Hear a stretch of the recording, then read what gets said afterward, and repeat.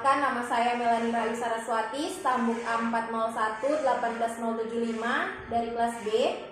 Dan saya AA Erika Yulianti, stambuk A401-18057 dari kelas B. Di video ini kita akan membahas mengenai sosiologi pendidikan. Nah, Melani, kan kita di sini akan membahas tentang sosiologi pendidikan. Menurut Melani, apa sih itu sosiologi pendidikan? Menurut saya, sosiologi pendidikan adalah ilmu yang membicarakan mengenai individu untuk mempengaruhi individu lain guna memperoleh pengalaman baru dan mengorganisasikannya di masyarakat sekitar. Nah, karena kita telah membahas mengenai sosiologi, pengertian sosiologi, saya ingin tahu apa hubungan sosiologi dengan pendidikan menurut sudut pandang Erika. Menurut saya, sosiologi itu sangat berkaitan dengan lingkungan sosial, di mana lingkungan sosial terdapat sebuah interaksi masyarakat.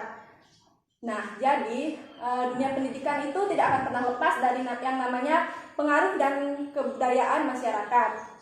Pendidikan juga menentukan status sosial dalam bermasyarakat. Oleh karena itu, apabila komunikasi yang kurang baik dalam masyarakat, individu akan kurang menerima respon dari masyarakat. Melani, tadi kan kita sudah membahas tentang pengertian sosiologi pendidikan dan hubungan sosiologi dengan pendidikan. Jadi sekarang saya ingin bertanya kembali, menurut Melani, apa saja ruang lingkup sosiologi pendidikan? Menurut saya ada 4 ruang lingkup sosiologi pendidikan. Yang pertama, interaksi antara guru dengan siswa. Yang kedua, dinamika kelompok dan di organisasi intrasekolah. Yang ketiga, struktur dan fungsi sistem pendidikan. Dan yang keempat adalah sistem. Sistem di sini merupakan kurikulum. Nah, karena saya sudah menjawab mengenai ruang lingkup sosiologi pendidikan, sekarang saya ingin bertanya ke Erika, apa saja pendekatan yang ada di sosiologi pendidikan? Nah, pendekatan dalam sosiologi pendidikan ada 3, yaitu pendekatan individu, pendekatan sosial, dan pendekatan interaksi.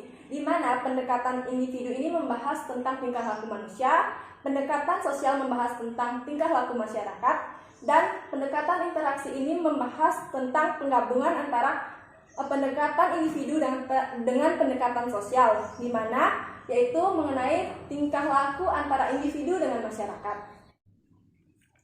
Nah, Melani, saya ingin bertanya kembali. Menurut Melani, apa sih hubungan antara sekolah dan masyarakat? Menurut saya, sekolah dan masyarakat memiliki hubungan yang erat dalam pencapaian tujuan sekolah, di mana sekolah harus mampu memenuhi kebutuhan masyarakat, terutama di bidang pendidikan. Sekolah juga harus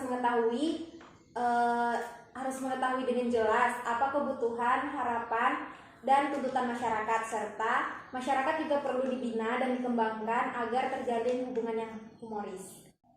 Nah, karena saya sudah menjawab pertanyaan Erika mengenai hubungan antara sekolah dengan masyarakat, sekarang saya ingin menanyakan ke Erika mengenai bagaimana sih peranan masyarakat dalam pendidikan. Bisa Erika jelaskan? Menurut saya, peranan masyarakat dalam pendidikan dapat kita lihat saat pengambilan keputusan, di mana orang tua atau masyarakat ikut dalam pengambilan keputusan dalam masalah pendidikan, baik akademis maupun non-akademis, dan ikut dalam proses pengambilan keputusan dalam rencana pengembangan sekolah. Selain itu, masyarakat juga secara pasif menerima dan menyetujui apa yang diputuskan oleh pihak sekolah atau komite sekolah. Melani, tadi kan kita sudah membahas tentang hubungan sekolah dengan masyarakat dan peranan masyarakat dengan pendidikan. Sekarang saya ingin bertanya kembali, menurut Melani, apa sih itu kontak sosial? Menurut saya, kontak sosial adalah hubungan yang terjadi antara individu dengan individu lain yang merupakan syarat dari sebuah interaksi. Kontak sosial yang terjadi bisa berupa percakapan, jabat tangan, serta tatap muka. Nah, dengan kata lain, kontak sosial merupakan awal dari sebuah interaksi. Nah, Erika, kan tadi saya sudah menjelaskan mengenai pengertian kontak sosial, yang mana kontak sosial merupakan awal dari terjadinya sebuah interaksi. Sekarang saya ingin menanyakan ke Erika, apakah yang dimaksud dengan interaksi yang bersifat primer dan interaksi yang bersifat sekunder?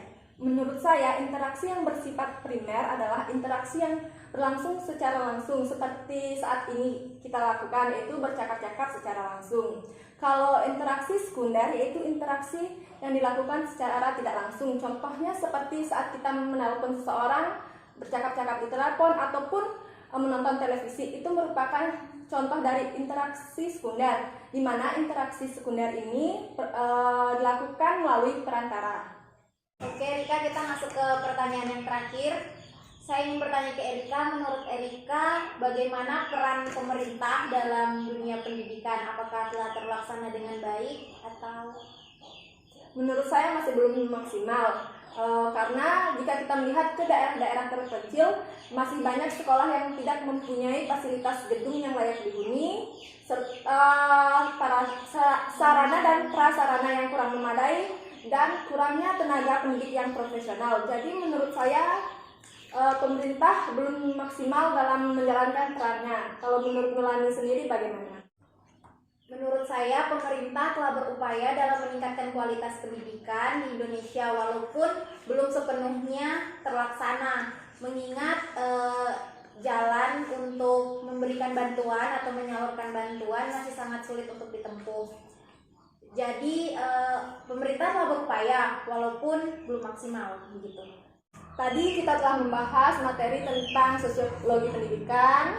Jadi dapat kami simpulkan bahwa sosiologi pendidikan sangat penting untuk dipelajari. Karena sosiologi pendidikan itu erat sekali kaitannya dengan kehidupan kita sehari-hari, tentang juga mempelajari tentang perilaku masyarakat, tingkah laku ataupun fenomena yang ada di masyarakat. Itu saja yang dapat kami sampaikan pada video ini.